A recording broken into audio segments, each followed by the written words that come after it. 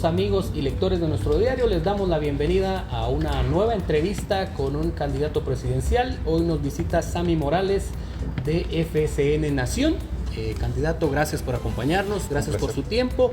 Y si le parece, pues empezamos de una vez y entramos en materia. Y la primera pregunta es, ¿por qué los guatemaltecos deben de votar por Sammy Morales? Porque sé cuál es el camino, porque sé que debemos darle continuidad a los programas, a los proyectos y a los planes. No a los planes de gobierno, sino a los planes de nación. Y los gobiernos deben entender que debemos proyectarnos en el futuro. ¿Cómo queremos estar en 20, 30, 40, 50 años? Y eso es lo que yo haré. Pese a que usted era reacio a participar en política, ¿por qué ese cambio y por qué unirse a FSN Nación? Pues la verdad, lo he dicho en varias ocasiones en entrevistas, que yo me oponía a la participación política de Jimmy. Si le decía, mira, si tenemos el programa, tenemos las películas, estamos haciendo muchas cosas bonitas. Y cuando terminó el gobierno de mi hermano, dije, bueno, vamos a regresar a la vida normal y vamos a seguir haciendo películas. De hecho, tengo una película en proceso que espero sacar, antes de la primera vuelta, para ver si porque vamos a pasar a segunda vuelta, entonces ya va a haber menos tiempo. ¿Cómo se llama la película? Mi hijo será doctor. Es una película que empecé en el 2015, ya está completamente rodada, está editada en un 80%, faltan algunos detalles, falta la música, pero bueno, entonces me invitan y me dicen que si quiero ser candidato presidencial. No lo están bromeando, no está en mis planes, pero me dejaron la opción de pensarlo. Le di vueltas, lo platiqué con mi esposa, lo platiqué con el resto de la familia, con mis hijos, pedí consejo y finalmente decidí que tenía que participar, porque hay muchas cosas que se pueden hacer, que se deben hacer y que yo sé cómo se deben hacer. Y también sé rodearme de la gente que sabe hacerlo, y por eso la elección de mi vicepresidente, un hombre de Estado, un hombre que conoce la planificación desde dentro del gobierno y que sabe y conoce mi corazón y sabe que queremos trabajar y lo haremos. Así que me invitan y decidí aceptar y heme aquí. Claro. Sammy, hay mucho desencanto en la población por la clase política actual. ¿A qué cree que se deba ese fenómeno? Por supuesto que hay un desencanto y es un desencanto natural.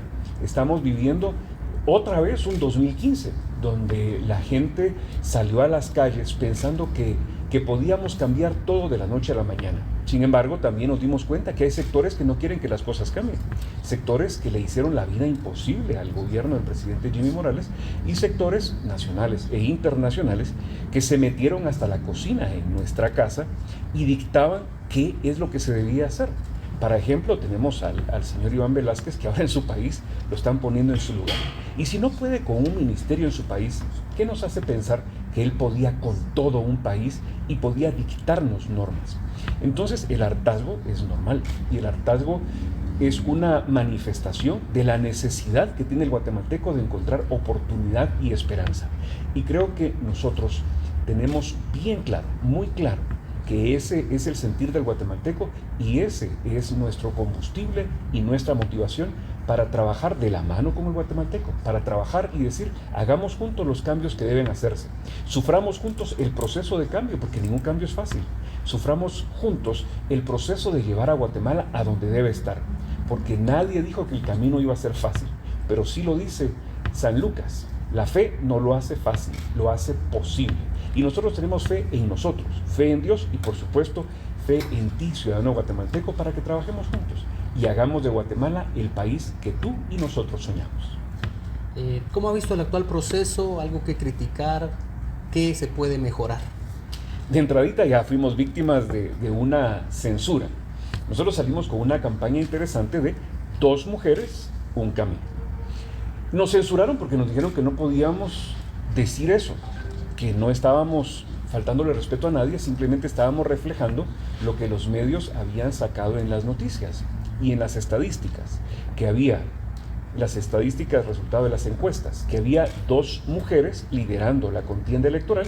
Coincidentemente son 2 mujeres que representan 2 corrientes de pensamiento opuestas, extremas, y nosotros dijimos, no más confrontación, no 2 mujeres, no esas 2 corrientes, no esas 2 políticas, sino el camino de la construcción de una nueva nación, la construcción de nuestra propia historia, sin que nadie intervenga y sin que nadie nos diga qué debemos hacer.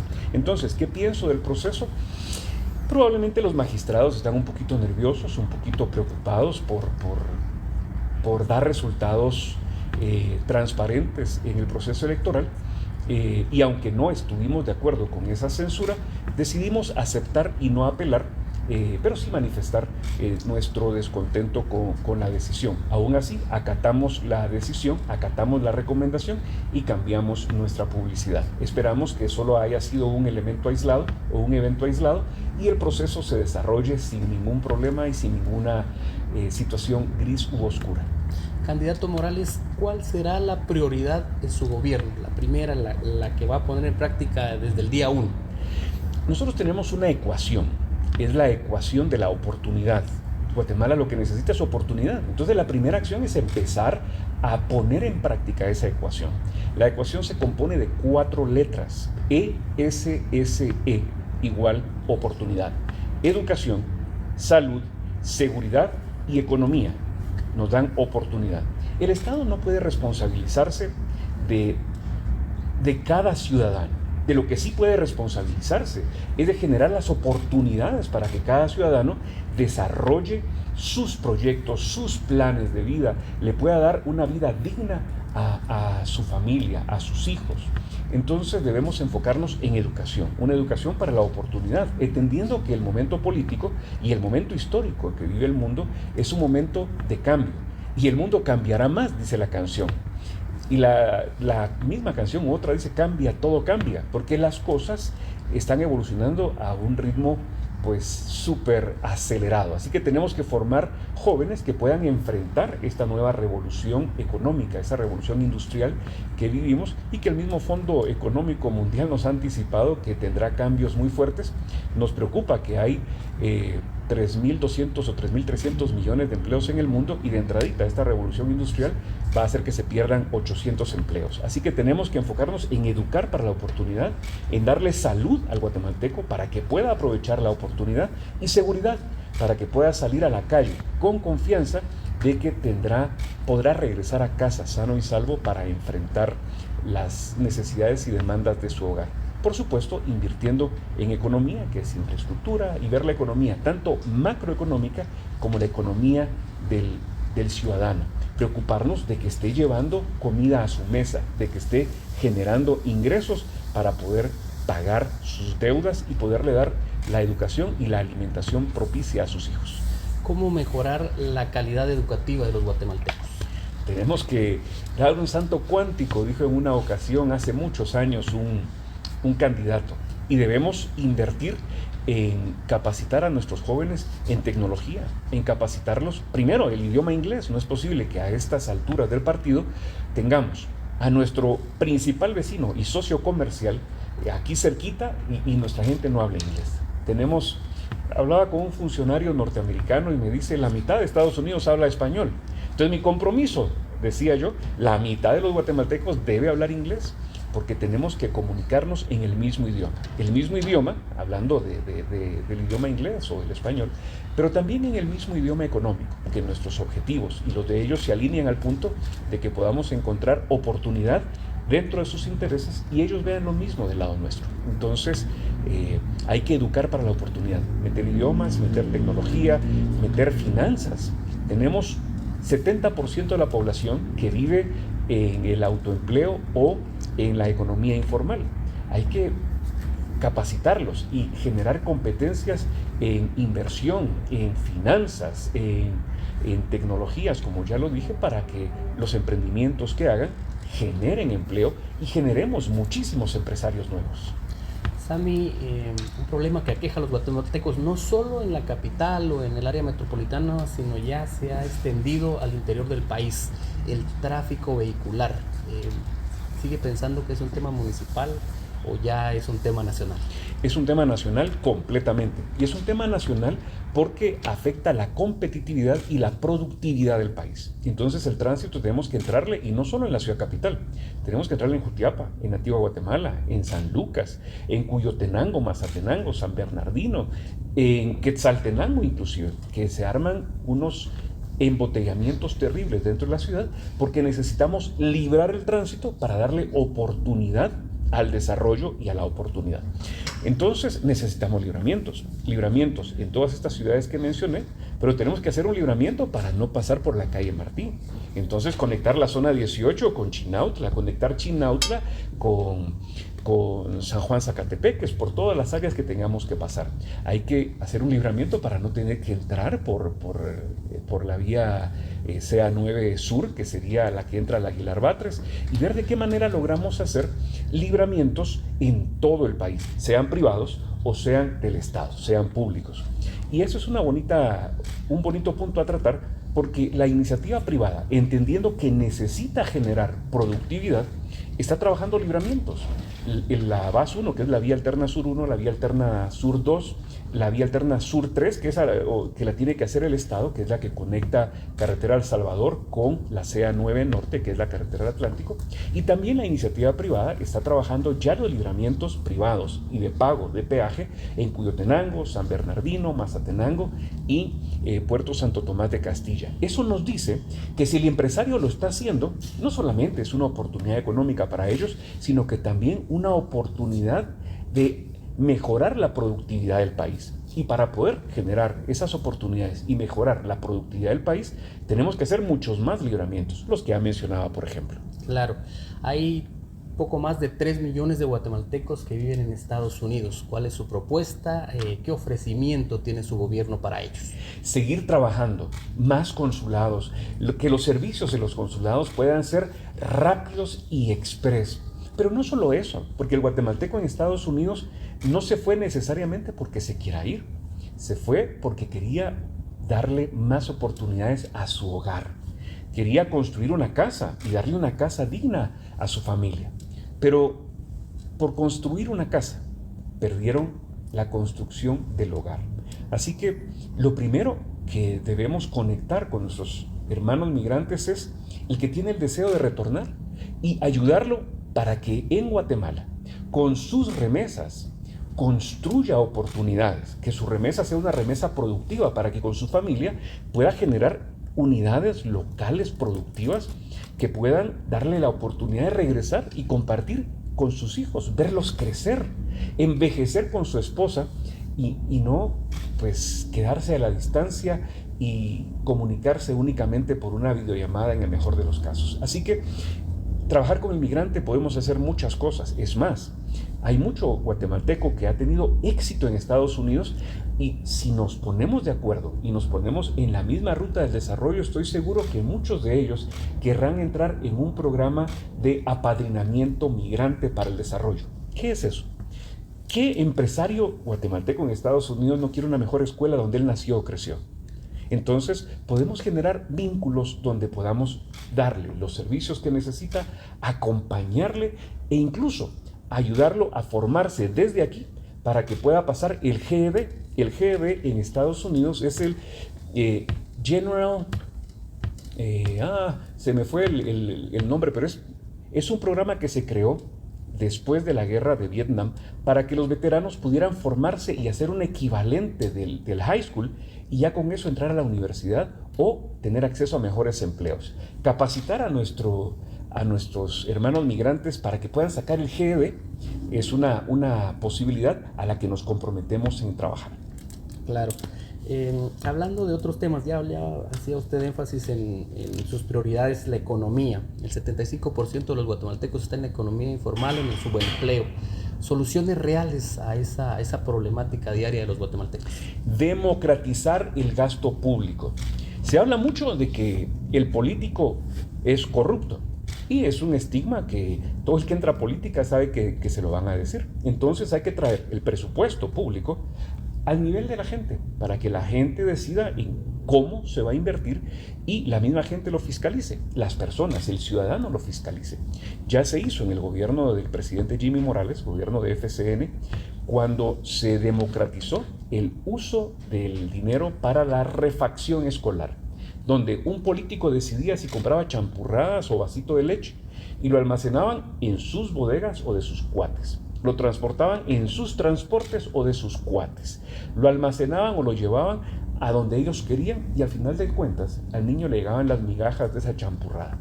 Cuando se pasó ese dinero a las OPFs, las mamás, los papás decidieron cómo se invertía ese dinero y de una refacción el programa se transformó en alimentación escolar, donde los niños podían comer 1 o 2 veces una comida completa al día, bien preparada, con capacitación del INTECAP y otras instituciones para que tuviera los nutrientes necesarios. Y eso mismo podemos hacer con las carreteras, con el presupuesto de los COCODES, para que los COCODES sean los que ejecuten. Ya se probó una vez y se dijo no se puede, pero si el COCODE está a nivel de la comunidad, es que ahí hay corrupción, pues que la comunidad y los ciudadanos verifiquen que no haya corrupción y que se invierta por lo menos 1.000 millones de quetzales de los 4.000 millones de quetzales que están para los programas de desarrollo, para los COCODES y COMUDES, que se utilicen directamente en los proyectos y programas de la gente. Entonces, eso nos ayuda no solamente democratizando el gasto público, sino que dinamizando las economías locales para que se contrate y se compre localmente. Ahorita con la refacción hay un problema, o con la alimentación escolar, que les van a seguir dando bolsita porque dicen que no pueden cocinar en las escuelas porque no tienen cocinas. Pero ¿en qué escuela? Si la escuela le pide a su comunidad, señores, ayúdenme con una estufa, con ollas y sartenes, ¿en qué comunidad eso no va a suceder? Así que, por supuesto que se puede. Claro. Hablemos de otro tema que es importante y que los guatemaltecos quieren conocer. ¿Cuáles son las soluciones que usted propone para la red de hospitales en el país? Para resolverlo tenemos que entender dónde se origina. El problema se origina en 1997, cuando la injerencia nos vino a decir que nosotros no podíamos darle la atención del primer nivel de atención en salud a nuestra gente. Entonces, como no podíamos, había que contratar ONGs y nos metieron a título el programa de extensión de cobertura conocido como PEC. Entonces las ONGs empezaron a recibir dinero, se hicieron ricos, compraron sus Land Cruiser y se fueron al campo a hacer como que trabajaban. Algunas sí trabajaban, pero las otras fueron a adoctrinar a nuestra gente y se perdió ese primer nivel de atención en salud. ¿Cómo se perdió? Una pequeña gripe o un pequeño resfrío se convierte en una neumonía. Entonces los hospitales se abarrotan porque no se está previniendo la enfermedad. Entonces, para prevenir la enfermedad, tenemos que entrarle otra vez a recuperar el primer nivel de atención en salud, pero eso no se puede hacer de la noche a la mañana. Está el seguro escolar, por ejemplo, que resultó ser toda una gran mafia. Pero entonces hay que tomarlo y hacer también que el pueblo lo audite. Extender ese seguro no solo al niño, sino que a su núcleo familiar, para que los papás sean usuarios del seguro y de esa manera se conviertan en fiscalizadores del seguro, para que eso funcione y podamos empezar a reconstruir el primer nivel de atención de salud con los centros y puestos de salud, pero a la par que haya alguna oportunidad de que la iniciativa privada a través de clínicas y hospitales regionales propios pueda darle atención y servicio a la familia. Claro. Hablemos de otro tema importante. ¿Cuál será su relación con los sindicatos? Por decirle algo, el de salud y el de educación, que digamos son los que más suenan. No son el de salud ni el de educación, son los de salud y los de educación. Bueno, claro. Porque hay varios, sí. En salud hay cerca de 60 sindicatos. Hay más de 54 sindicatos hasta el último número que yo conocí. Y en educación no estamos lejos de eso. Primero tenemos que revisar la ley. El servidor público tiene derecho a sindicalizarse. Tiene la opción de sindicalizarse y que alguien vele por sus derechos. Pero tenemos que trabajar de la mano con los sindicalistas, con el empleado público, para decirles, señores, esto está complicado y se va a complicar más. El mundo económicamente está pasando por crisis y esta crisis va a golpearnos más fuerte. ¿Cómo hacemos para amarrarnos el cincho y retomar la ruta correcta de la defensa del derecho del trabajador sin que esa defensa del derecho afecte el derecho de los demás ciudadanos? ¿Cuál va a ser mi forma de trabajo? Lo que estamos haciendo ahorita. Vamos a platicar porque yo no quiero que se piense en ningún momento que se está en contra del sindicalismo. Al contrario, el sindicalismo y los líderes sindicales pues funcionan porque el pueblo trabajador, servidor público, se ha organizado y quiere que sus derechos sean defendidos. Defendámoslos, trabajemos juntos. y demostrémosle al guatemalteco que el sindicalismo puede tomar nuevamente el rumbo correcto. Extorsiones, ¿cómo erradicarlas, Sammy? Inteligencia, persecución, leyes, certeza jurídica, certeza del castigo. Se ha hablado mucho de la pena de muerte y se pone de moda en cada elección. Y aprovecho a pedirle al Congreso de la República, tiene la opción ahorita de enmendar los errores tanto del FRG en el 2000 como de la UNE en el 2008, para ahorita legislar y poner nuevamente en nuestro marco legal el indulto presidencial. Porque ese es solo el primer camino para poder poner en marcha nuevamente o poner en vigencia nuevamente la aplicación de la pena de muerte. Después de eso hay que componer los problemas que nos dejó la Corte de Constitucionalidad de Gloria Porras, que desbarató los 5 delitos donde podía aplicarse la pena de muerte, y ahora hay que entrarle y hay que estudiarlos y trabajar su redacción para volverlos para revivirlos y volverlos a ser vigentes. Entonces, la certeza. Hay que trabajar cárceles, tal vez no una mega cárcel, varias cárceles, porque nuestra población es distinta a la de El Salvador. Nuestra población no está tan concentrada, ni el territorio es tan pequeño como el de El Salvador. Tenemos que trabajar cárceles, tenemos que poner a trabajar a la gente en las cárceles, porque no es posible que estén las 24 horas del día planificando a quién extorsionar, porque las extorsiones salen de las cárceles.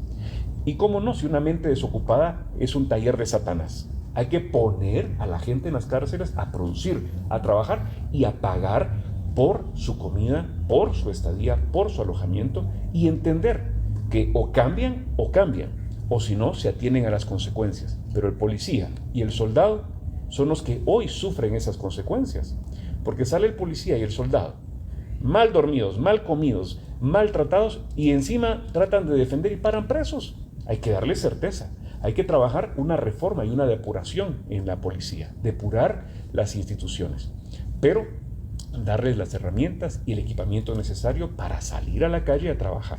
Tenemos el concepto de una nueva escuela policial, al estilo de la Politécnica, que salgan con una carrera policial y una carrera universitaria a la vez. ¿Cree necesario que el ejército salga a las calles para patrullar y garantizar la seguridad de los guatemaltecos? Cuando sea necesario, sí. Sacarlo por sacarlo, para ganar votos y decir que van a sacar el ejército y que eso va a resolver todo, no. Porque el ejército es una institución que tiene funciones constitucionalmente establecidas. Y en situación de emergencia y en situación de necesidad, por supuesto que puede atender necesidades ciudadanas y coordinar con la Policía Nacional Civil, como ya se ha hecho, con las Fuerzas Combinadas, de varios nombres que se le ha dado a esa fuerza de tarea y no sé qué más cosas. Puede hacerlo, pero tenemos que darles el marco legal pertinente para que funcione. El equipamiento, el acompañamiento y la certeza de que van a poder enfrentar a los criminales sin que la gente de derechos humanos vaya a salir a defenderlos, porque los derechos humanos son para los ciudadanos, no para el delincuente ni los villanos. ¿Cómo hacer para que los policías no se cambien de bando?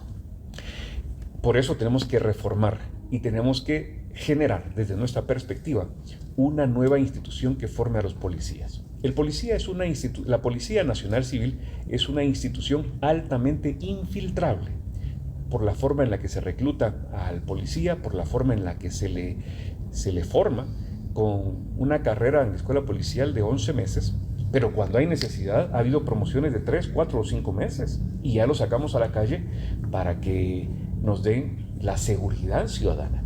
Entonces tenemos que entrarle de raíz, y de raíz empieza desde el reclutamiento, desde la formación, desde la mística que debe tener la policía, contrario al ejército. El ejército es una escuela, la escuela politécnica, así que el oficial que sale de la escuela politécnica respira una mística y vive con esa mística y sabe que si trabaja, si cumple con las evaluaciones, las pruebas, los requisitos, en 20 años podrá ser coronel, no antes, 20, 25 años, y que tiene hasta los 50 y tantos años para retirarse, pero que su vida la ha sufrido, su carrera la ha sufrido para formarse. Así que con la policía hay que hacer algo similar, ver a futuro y formar policías de carrera y policías que tengan muchas más opciones y oportunidades, mejorar sus condiciones. Las subcomisarías son una posilga que hay que trabajarlas. Algunas se lograron trabajar, pero faltan muchas más.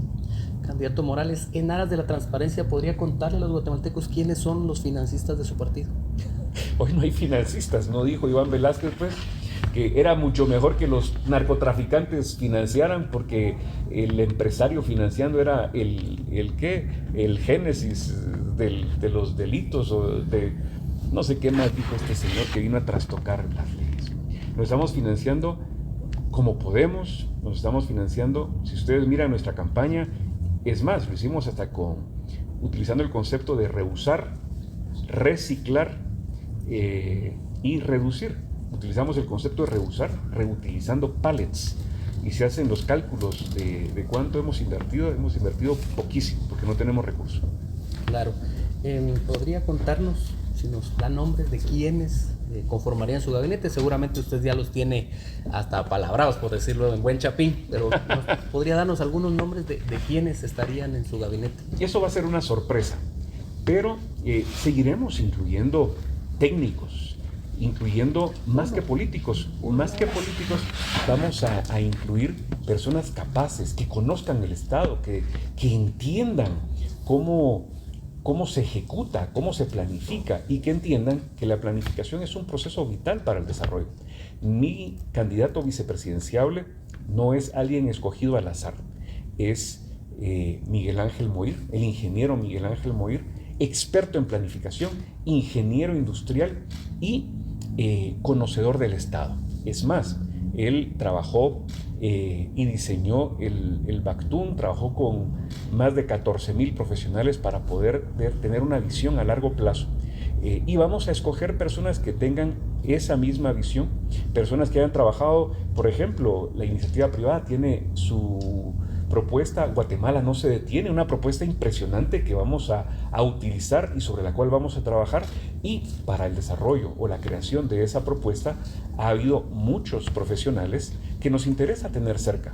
Entonces el perfil de personas que tendremos es ese perfil, personas técnicas, conocedoras de la necesidad del país y conocedoras de cómo se ejecuta en el Estado, a pesar de las trabas que las reformas legales que le han hecho a las leyes de contratación y otras imposibilitan un poco la ejecución, pero contra eso vamos a trabajar y vamos a salir adelante. Claro. La siguiente pregunta es de sus opositores políticos, de los contendientes actuales, ¿a quién invitaría, si puede dar los nombres, a trabajar en su gobierno, y a quién definitivamente no? Dicen que no hay nadie malo, solo tiene funciones distintas. Tiene capacidades para ciertas cosas. Habría que evaluarlos. De momento, pues tengo solamente bien claro que hay dos políticas y un camino, y en eso vamos. Perfecto. ¿Podría contarnos con qué patrimonio cuenta candidato Morales hasta este momento? Ay. No he hecho las cuentas, pero no sé. ¿Un estimado? Un estimado. Mis estimados en patrimonio, acciones, y para por unos 20 millones tal vez. Okay. Y la siguiente, para terminar esta ronda de preguntas directas, ¿cuál será la relación de su gobierno con el gobierno de los Estados Unidos? Con todos los socios del país, mi relación será cordial. Somos amigos, somos socios, somos vecinos, y aquí hablamos de Estados Unidos. Los planes de Estados Unidos para los próximos 100 años son planes que nos interesan porque estamos en ellos. Entonces queremos ser parte, no solamente para apoyarlos en que pueda nuestra región pues ser un facilitador y un socio activo, sino también para que parte de ese desarrollo que países como Estados Unidos y otros socios importantes en el mundo han tenido, también pueda Guatemala tenerlo, pueda Guatemala desarrollarse, pueda Guatemala atacar la pobreza de raíz. Y la pobreza se ataca con un programa social, que es el programa social más importante, que es el empleo. Hay que generar empleo, pero para generar empleo hay que invertir en educación, hay que invertir en salud. Tenemos que generar mucha inversión en salud, educación, subir nuestro gasto social de los niveles en los que está, 3.7 en educación, ciencia, cultura y deportes por lo menos a un 5% del PIB. Subir la inversión en salud de un 2.77 del PIB actualmente a un 5% y decirle a nuestros socios comerciales, aquí estamos y aquí tenemos a nuestra gente y tenemos nuestro territorio y nuestra riqueza. Hagamos una alianza que nos permita a nosotros caminar por el camino de desarrollo que ustedes ya caminaron. Claro.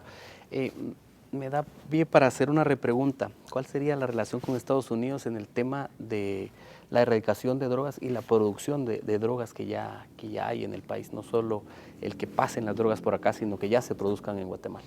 Tenemos que atacarlo, pero Estados Unidos también tiene que trabajar en reducir el consumo. Si hay demanda, habrá producción. Si hay demanda, hay oferta.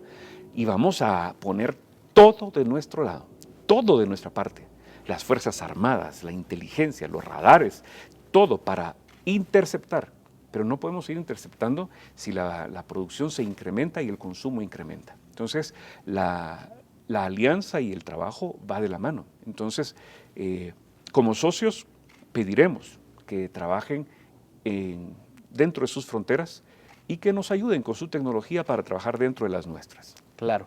Vamos a pasar a otra dinámica, particularmente me gusta mucho, y es que desde que nuestro diario nació hace 25 años, se preocupó por salir a las calles todos los días, no solo a llevar las noticias como son, sino también a preguntarle al guatemalteco cuáles son sus necesidades, a compartir sus alegrías, sus tristezas. Entonces, pues salimos a las calles no solo de la capital, sino de todo el país, y hay algunos guatemaltecos y guatemaltecas que quieren hacerles una pregunta o varias preguntas directas, así que por favor lo invito a que veamos y escuchemos, y también usted pueda responder directamente a lo que los ciudadanos le van a plantear.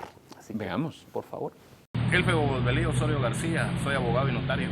De que cómo va a ser, si va a ser más controlado el presupuesto que ellos tienen en educación para la incrementación de más escuelas, pues, porque hay mucho niño caminando kilómetros para poder ir a recibir la educación, que si tienen planificado hacer tienen un proyecto de trabajo con relación a educación para más maestros, más escuelas.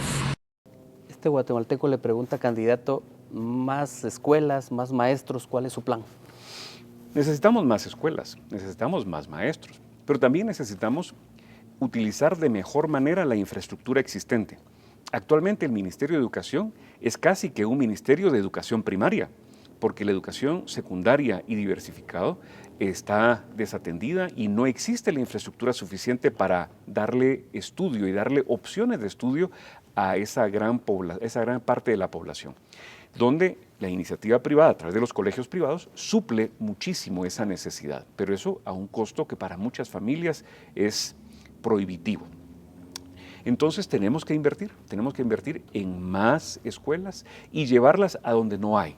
Me preocupa la parte del altiplano, donde los niños tienen que trabajar y tienen que caminar grandes distancias para llegar a las escuelas. Hay que hacer las escuelas más accesibles. Pero para hacer las escuelas accesibles hay algo más importante, los caminos. Tenemos que trabajar en carreteras. Las carreteras son desarrollo. Las carreteras acercan las escuelas, acercan los hospitales, acercan los mercados, acercan las oportunidades y acercan el trabajo. Así que de la mano va la creación de escuelas, la contratación de maestros para subir, por eso hablaba de subir la inversión de salud, de educación y salud, pero en educación hablaba del 3.77 a un 5% del PIB, porque eso nos permitirá construir, contratar e invertir en tecnologías que nos permitan darle también a los niños que no van a la escuela educación a través de programas que ya existen, que necesitan ser fortalecidos, como el programa de educación extraescolar. Claro. Vamos a pasar con otra pregunta de algún guatemalteco que está en algún lugar del país. Carlos Gómez, me dedico a mantenimiento de jardines. Bueno, ¿qué piensan hacer? Porque ha pasado mucho tiempo y va a pasar más tiempo. ¿Y qué piensan hacer con lo de la economía? Que tenemos una economía muy bárbara que está afectando a tanta gente pobre, porque la mayoría del pueblo del país somos pobres, ¿verdad? Entonces, ¿qué es lo que piensan hacer? ¿Cómo piensan solucionar todo este problema que nosotros tenemos? La economía Todos nos preocupamos día a día, más ahora que han subido los productos. Los huevos de 25, 30 quetzales el cartón, 45, 48 quetzales el cartón. El pollo ha subido un 50% el valor de la libra, el precio de la libra del pollo. El pan ha subido de 2 quetzales la fila a 3 quetzales la fila de pan. Y las tortillas, no digamos, de 4 tortillas por quetzal, 3 tortillas por quetzal y más pequeñas, más chiquitas. Los precios deben bajar.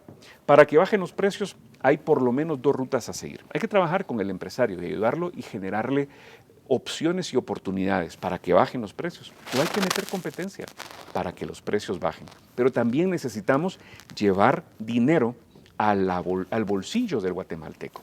Para llevar dinero, ya hemos hablado de democratizar el gasto público, porque al traer el gasto público desde el nivel del funcionario público para que lo ejecute la gente, que lo ejecuten las OPFs, los COCODES, entonces el dinero está circulando en la comunidad y eso genera oportunidades. También tenemos que darle trabajo a los jóvenes que están saliendo del colegio, de la escuela, del instituto y no tienen trabajo. Hay un programa que se quedó abandonado en el gobierno patriota y el gobierno de FCN lo retomó, que se llama Mi Primer Empleo. Actualmente le da trabajo, le da una beca de empleo a 555 jóvenes año con año. Eso hay que incrementarlo. Si año con año se gradúan más de 200,000 patojos.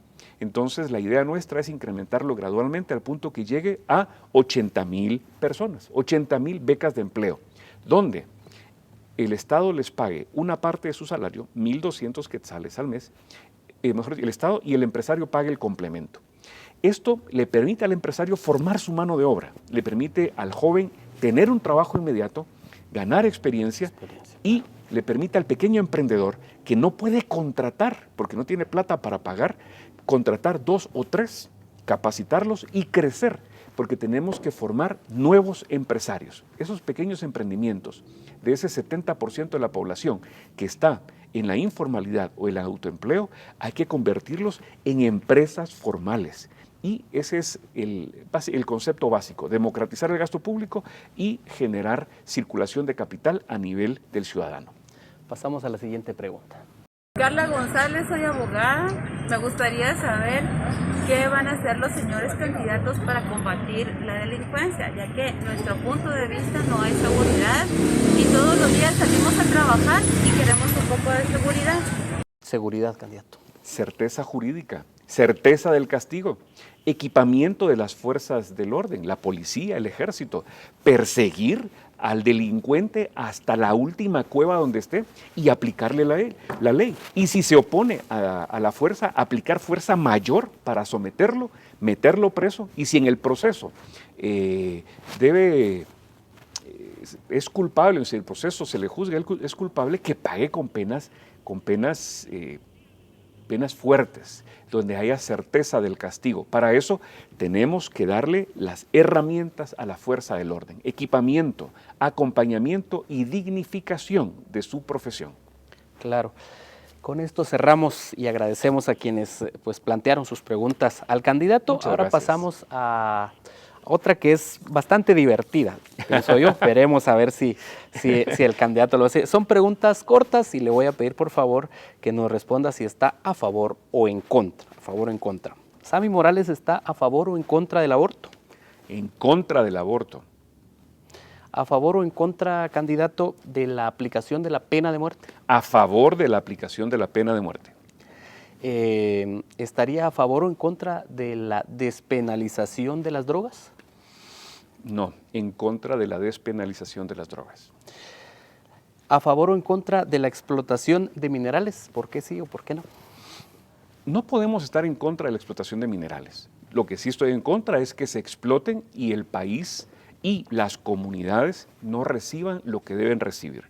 Toda explotación minera, primero, debe garantizar su bondad con el medio ambiente, pero también debe garantizar que el vecino, que la gente cercana va a recibir desarrollo de esa explotación y el país, no digamos, debe recibir beneficios económicos acorde a la explotación para poder reinvertirlos en infraestructura, infraestructura crítica que necesitamos, en gasto social o en los programas y planes de país a largo plazo. Ahora seguimos con las preguntas cortas, candidatos, pero ahora es respuesta con una palabra. Entonces, por ejemplo, le pregunto una virtud de Sammy Morales. Honesto. Un defecto. Honesto. Tribunal Supremo Electoral. Gran responsabilidad. El voto nulo. Sin utilidad real. Partidos políticos actuales. Responsables del futuro de Guatemala. Corte de Constitucionalidad.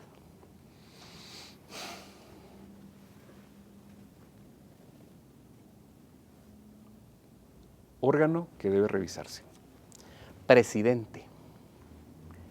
Primer servidor de la nación. Parlamento Centroamericano. Esperanza de Unión Centroamericana. CACIF.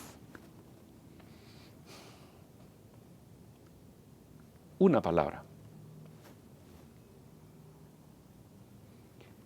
Grandes actores del desarrollo. Y la última, Ministerio Público. Debe ser objetivo. Perfecto. Con esto hemos llegado al final de la entrevista. Agradecemos su tiempo y sus respuestas, candidato. Y a usted que está del otro lado de la pantalla, muchísimas gracias por habernos acompañado. Lo invitamos a seguir bien informado de lo que sucede en Guatemala y el mundo a través de nuestro diario y todas sus plataformas. Gracias, de verdad, por habernos acompañado y nos seguiremos viendo y escuchando. Muchísimas gracias y muchas bendiciones.